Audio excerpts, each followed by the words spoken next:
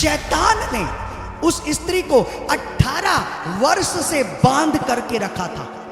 18 666 ये शैतान का नंबर है, 666। आपको एक बात बता रहा हूं, एक गहरी बात बता रहा हूं। जब किसी के जीवन में दुष्ट आत्माएं लग जाती है, तो इसका मतलब यह है कि वो शैतान के बंधन में है। और जब कोई दुष्टात्मा से ग्रसित है या दुष्टात्मा लगी है और शैतान के बंधन में है, आपको मैं बता रहा हूं, कहीं ना कहीं जीवन के किसी भी एरिया में या किसी भी कार्य और क्षेत्र में ये 3 नंबर आपको मिलेगा। जिसके भी जीवन में दुष्टात्मा लगी है या शैतान के बंधन में है, वो अपना साइन प्रकट करता है। आपको नंबर किसी में भी मिल जाएगा, मोबाइल में मिल जाएगा, किसी में भी ये नंबर आपको मिल जाएगा। समझ में आ रहा है? ये इस बात का साइन है कि शैतान के बंधन में, इसलिए वो अपना साइन प्रकट कर रहा है। वो अपने आप को इन अंकों के द्वारा प्रकट कर रहा है।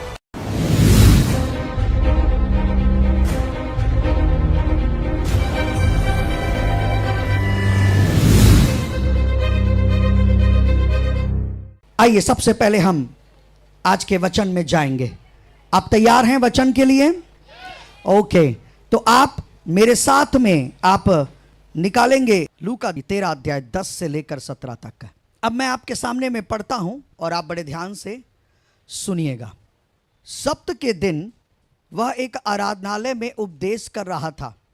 वहां एक स्त्री थी जिसे 18 वर्ष से एक दुर्बल करने वाली दुष्ट आत्मा लगी थी और वह कुबड़ी हो गई थी और किसी रीति से सीधी नहीं हो सकती थी। यीशु ने उसे देखकर बुलाया और कहा, हे नारी, तू अपनी दुर्बलता से छूट गई।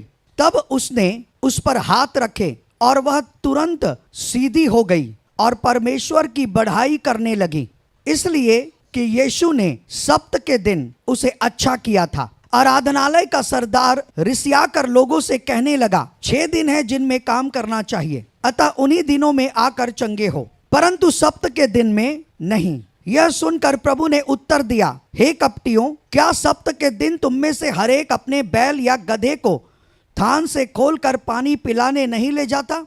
तो क्या उचित न था कि यह स्त्री जो अब्राहम की बेटी है, जिसे शैतान ने 18 वर्ष से बांध रखा था, सप्त के दिन इस बंधन से छुड़ाई जाती?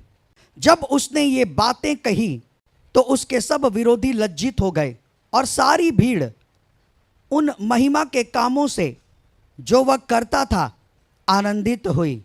आमीन। अब यहां पर लिखा हुआ है सप्त के दिन। सप्त का मतलब होता है विश्राम का दिन, और यहां लिखा है कि सप्त के दिन वह एक आराधनालय में उपदेश कर रहा था।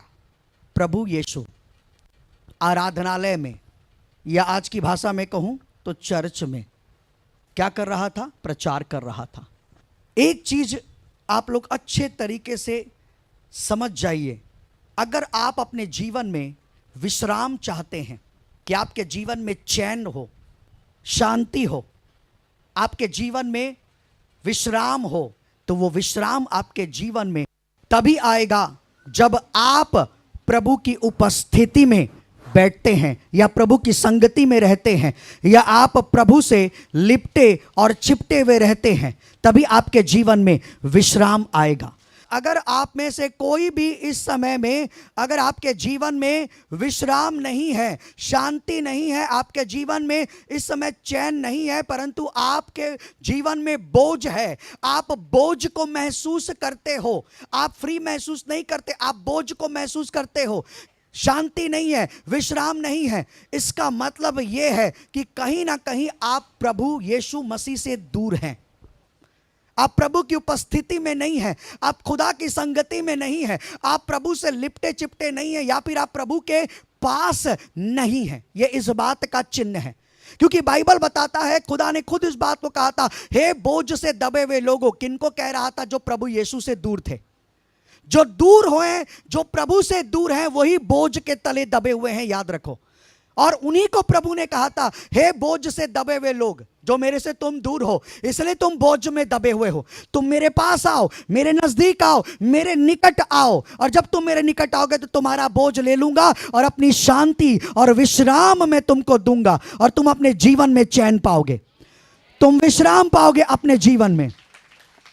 कई बार हम विश्राम का दिन किसको समझते हैं मालूम है? रविवार।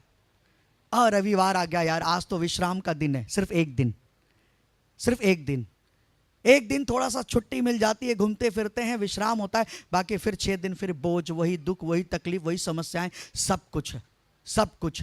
लेकिन आपको मैं बता दूं मेरे प्रियो, खुदा ऐसा विश्राम नहीं देता। खुदा विश्राम देता है हर सेकंड, हर मिनट, हर घंटे, हर दिन और हर रात। आप विश्राम में रहोगे, आप शांति में रहोगे। इस घटना में यही हुआ। यहां पर आराधनालय में जब प्रभु यीशु मसीह उपदेश दे रहे थे, तो उसी आराधनालय में एक स्त्री थी जो कुबड़ी थी। कुबड़ेपन का रोग समझते ना?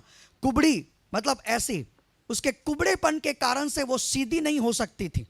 वो ऐसे झुक करके चलती थी, ऐसे।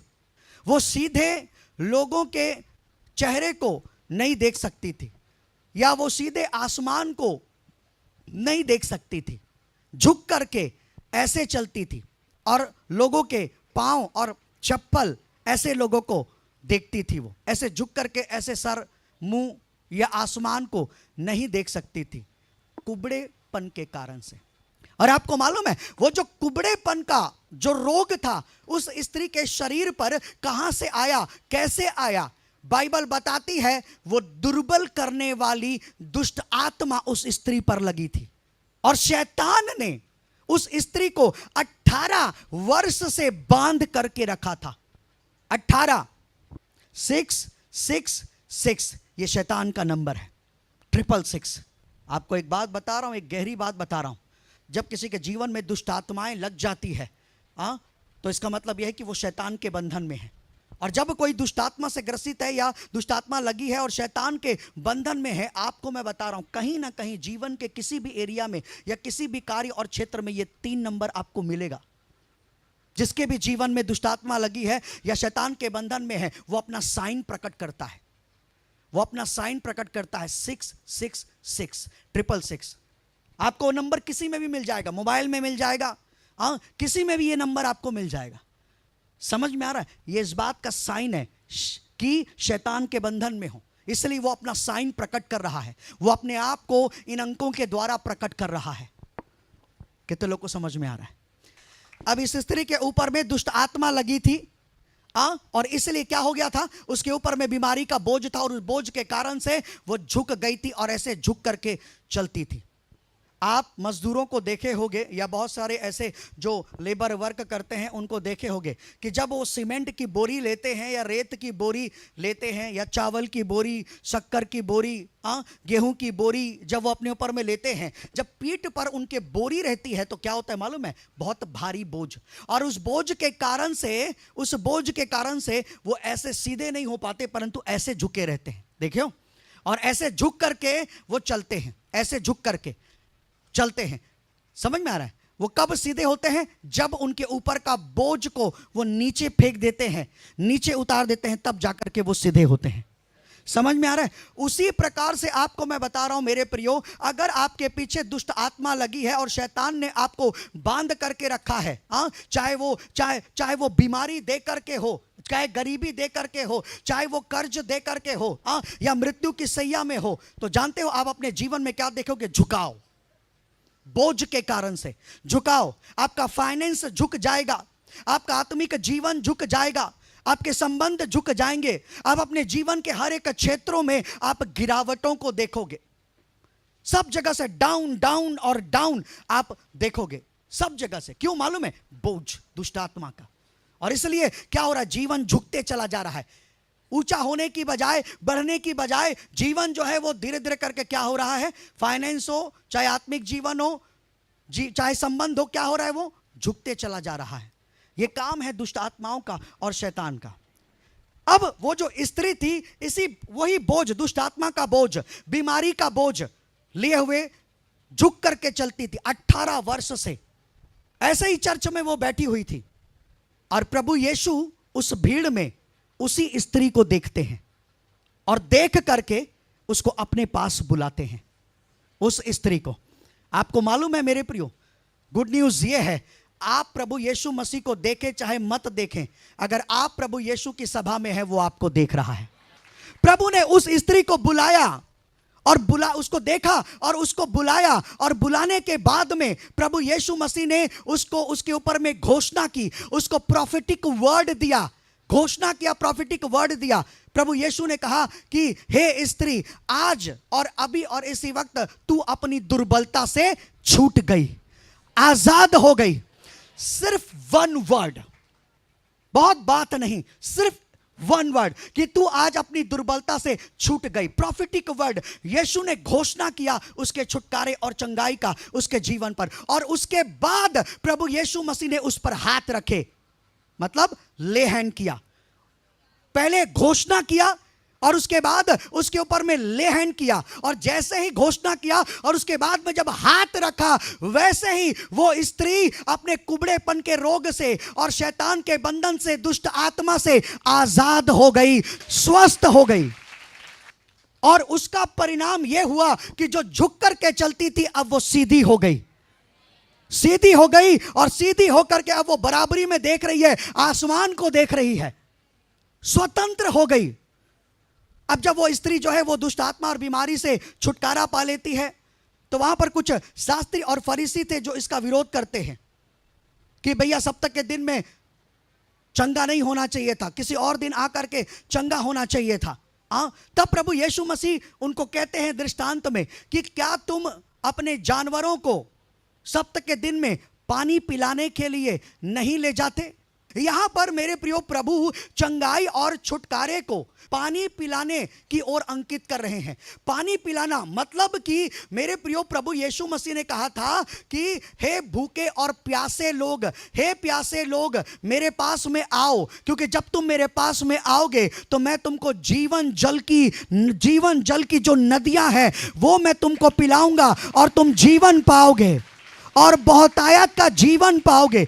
मेरे प्रियो, चंगाई देना और छुटकारा देना एक्चुअल में प्रभु यीशु की ओर से जीवन जल पिलाना है, और जब वो जल आप पीते हो जो यीशु पिलाता है, उससे आप जीवन पाते हो और बहुतायत का जीवन पाते हो। आमीन। यहां पर प्रभु यीशु मसीह ने एक बात कहा था कि ये स्त्री अब्राहम की बेटी है, और इसलिए ये उचित है कि ये बीमारी से छुड़ाई जाए, ये दुष्ट आत्मा से छुड़ाई जाए। जब हम गलातियों उसका 3 अध्याय और उसके 29 वचन को जब हम पढ़ते हैं, गलातियों उसका 3 अध्याय और 29 वचन को जब हम पढ़ते हैं तो लिखा, और यदि तुम मसीह के हो तो अब्राहम के वंश और प्रतिज्ञा के अनुसार वारिस भी हो। प्रभु यीशु मसीह ने उस स्त्री के लिए कहा था कि ये अब्राहम की बेटी है, और ये उचित था कि आज ये दुष्ट आत्मा से छुड़ाई जाए और बीमारी से छुड़ाई जाए। ये प्रभु यीशु ने कहा था। प्रभु यीशु मसीह के कहने का मतलब ये था कि जो अब्राहम की बेटी है, जो अब्राहम के वंश है ना, उनको बीमार नहीं होना चाहिए, उनको दुष्ट आत्मा से ग्रसित नहीं होना चाहिए। ये उचित नहीं है। तो उचित क्या है? उचित यह है कि जो अब्राहम के बेटे बेटियां हैं, जो अब्राहम के वंशज हैं, वो दुष्ट आत्मा से आजाद होना चाहिए, वो बीमारी से आजाद होना चाहिए। ये उचित है, ये प्रभु यीशु मसीह ने कहा था। और आज हम जितने मसीह यीशु में हैं, हम सब के सब अब्राहम के बेटे और अब्राहम की बेटियां हैं। हम सब अब्राहम के वंशज हैं, क्योंकि अब्राहम जो है वो विश्वास करने वालों का पिता ठहराया गया है। हम अब्राहम के वंश हैं, अब्राहम के हम बेटे और बेटियां हैं, और इसीलिए हमको प्रतिज्ञा दी गई है। कौन सी प्रतिज्ञा? चंगाई की प्रतिज्ञा और छुटकारे की प्रतिज्ञा। इस प्रतिज्ञा के आप और मैं वारिस हैं।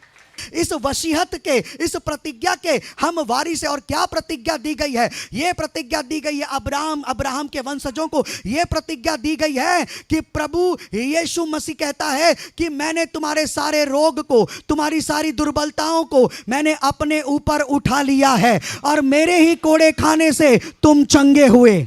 इसीलिए मेरे प्रियो, इसीलिए प्रभु यीशु मसीह आपको और मेरे को अपनी प्रतिज्ञा के अनुसार वो हमको चंगा करता है, और वो हमको दुष्ट आत्मा से आजाद करता है। बहुत सारे लोग समझते हैं कि अगर हम अच्छा करेंगे तो प्रभु आशीष देगा, चंगाई देगा, छुटकारा देगा, और अगर हम बुरा करेंगे, अगर हम पाप करेंगे तो हमको चंगाई नहीं मिलेगी, हमको छुटकारा नहीं मिलेगा, हमको आशीष नहीं मिलेगा। ये खुदा, ये प्रभु यीशु मसीह की शिक्षा नहीं है, ये प्रभु यीशु मसीह का सिद्धांत नहीं है मेरे प्रियो। ये व्यवस्था का नियम था, ये व्यवस्था का सिद्धांत था। आज भी बहुत सारे लोग यही सोचते हैं, मैं पाप कर रहा हूं, मेरे को प्रभु हील नहीं करेगा, मेरे को प्रभु डिलीवर नहीं करेगा, और इसी की वजह से वो चंगे नहीं हो पा रहे हैं। गलत सिद्धांत गलत विश्वास को लाता है, और गलत विश्वास के कारण से प्रभु यीशु मसीह आपको चंगा नहीं कर पाएगा, आपको छुटकारा नहीं दे पाएगा। मेरे प्रियो, प्रभु यीशु मसीह ने खुद ने इस बात को कहा था कि मैं अच्छों के लिए नहीं आया, मैं तो आया ही बीमारों के लिए हूं, मैं तो आया ही पापियों के लिए हूं, ताकि पापियों को उसके पाप से आजाद करूं, और बीमार लोगों को उनकी बीमारी से आजाद करके मैं उनको जीवन दूं।